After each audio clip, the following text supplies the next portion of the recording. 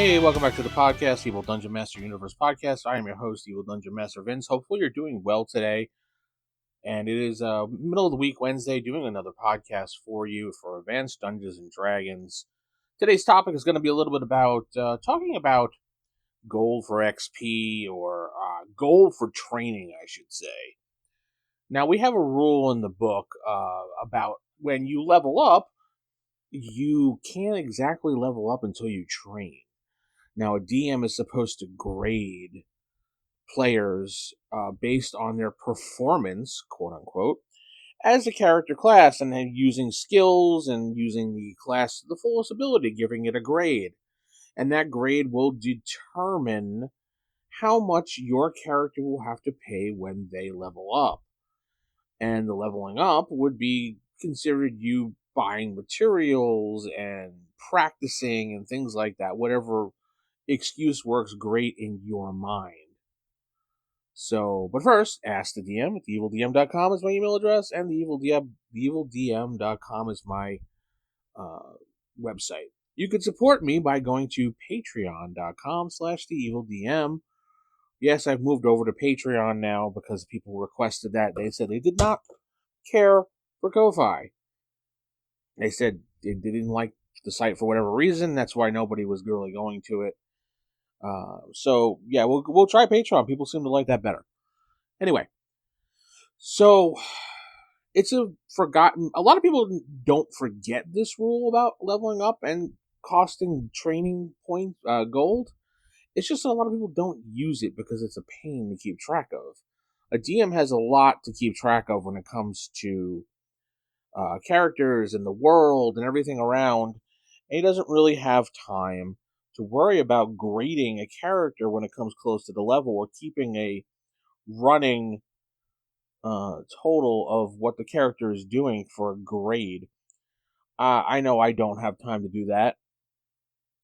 I understand charging a certain amount for leveling up, and I'll get into those reasons in a moment, but grading and basing it off of a player who doesn't exactly play the character class like Gary decided in the book,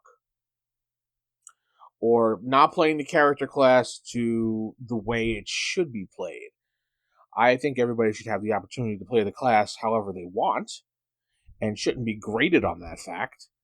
And this isn't school. So, I'm not a professor. I'm not a teacher. I don't really care how you play your character as long as you play your character. That's all that matters to me. And you have fun playing your character. Now, you need gold to level up. So what do you do? So you survive the dungeon, you get the XP, you got the gold. What do? But you're ready to level up, but you just can't because, well, you have to pay for it. The DMG says players need time, money, and a teacher to level up, like we discussed. Cost varies based upon performance and alignment. Alignment does play a factor. Might take weeks in-game to level up. What Gygax was exactly thinking when he did this or wrote this up, in my opinion, was a way for slow progression, ways to promote role-playing, and obviously why the last one, gold sync. He liked the idea of giving out gold, treasure, but he wanted a way to make it so that people wouldn't have so much gold they're swimming in it like Scrooge McDuck. A lot of the modules that they wrote gave out quite a bit of treasure as far as gold, silver, platinum, whatever. Now, he wanted a reason how to curb that for players when giving it out. So what can we do? Well, training. I've included training in my basic fantasy game.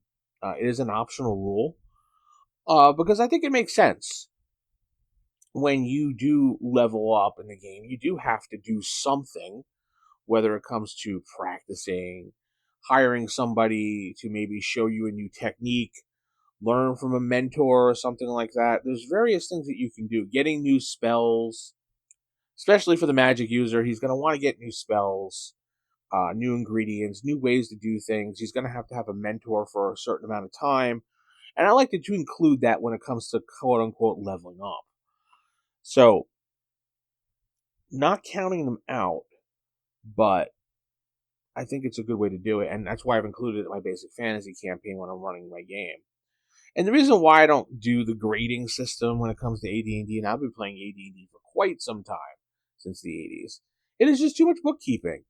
I don't need to sit there and write down after every adventure, all right, Johnny got an A, and, oh, well, Tom had an off day, so guess what? Tom gets an F.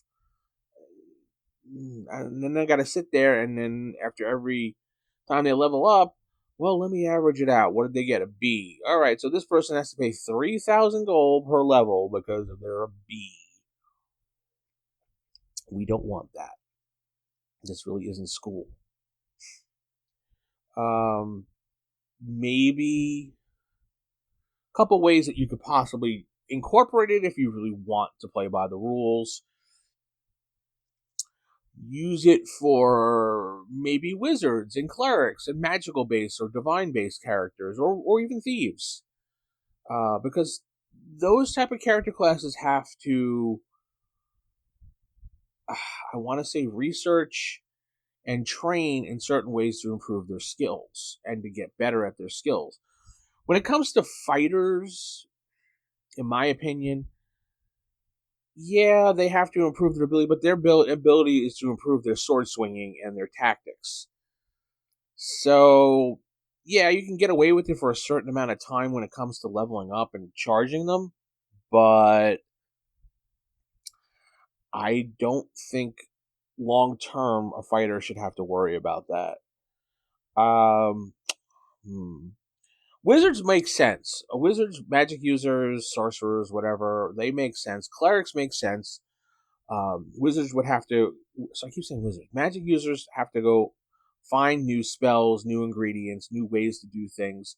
So they would seek out a possible mentor or something, or seek out a way to get an ancient tome to get more spells and something. Maybe they have to buy it on the market or some weird thing like that. Maybe, you can do some type of role playing situation. I'm trying to figure out ways to tie into gameplay without making it too complicated for the dungeon master. Well, making it for potential mentors or have to, a quest item or something is something that makes the game more. It's a little bit more fun. A little bit more fun for the DM, a little bit more fun for the player. Yeah, sure, you got to pay some gold to level up. No big deal. As long as they find what they need, as long as you lay it out for them in a manner that's not going to be too complex. And as well, it's not going to take too long in game time. I don't think it should take that long in game time to level up. Or I don't think this one-on-one time stupid rule that people were progressing about is worth talking about as well, because one-on-one time was meant for when you have multiple groups running in the same world at the same time. I don't think it's fair that you want to sit there and then your character, oh, well, your character's not going to be available for 2 weeks because he's training. So let's worry about that in 2 weeks real time. So where's your next character? No, it doesn't work that way. Use the DM, hand wave that time, and say the time period when in game time it doesn't matter. One day could be 5 seconds, or 1 week could be a week in real time if you want. It's your game, but so Gary really wasn't wrong when it came to leveling up for gold, leveling up, paying to level up. He wasn't wrong about it. I just think maybe he might have gone about writing it in a way that wasn't very conducive for game masters and players to sit around the table and actually get the situation done. I don't want to sit there and grade somebody, neither do you. You want to play a game and have fun. And a lot of people ignore that rule. I've only played with a couple groups that actually, Joe DM being the one that did that, he actually did sit there and grade us when we leveled up.